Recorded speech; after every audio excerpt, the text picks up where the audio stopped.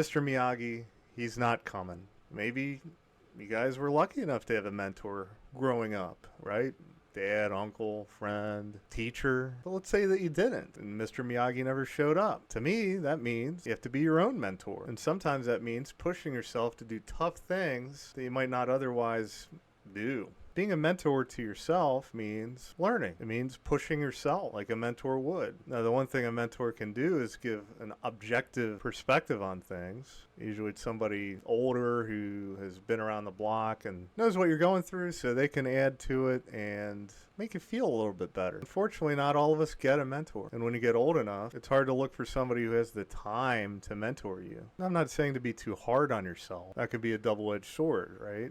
Challenging yourself, but also not giving yourself any credit at all. But what I'm saying is love yourself enough to know how to challenge yourself. And a lot of that comes from fear of responsibility. Remember your very first job? Weren't you afraid? And remember being asked to do something you've never done before and how scary it was? Maybe you're not like that. A lot of us are, though. Just recognize it, because the more responsibilities you have, the more job security you probably have. That's why I advise people to look for those processes at work that not everybody wants to do, maybe some people are scared of, and throw yourself into it and learn it.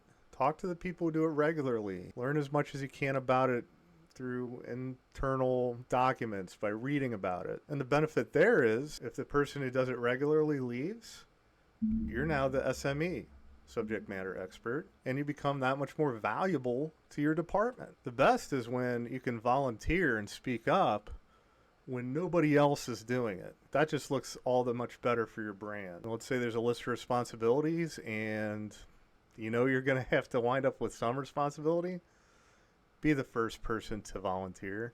A lot of times you won't get the toughest job, but at least you won't look like you're afraid of responsibility. Which, if there's somebody on my team who has that fear and lets it control them, they're going to be very hard to work with. So in short, Miyagi's not coming. Be your own mentor. Still be kind to yourself.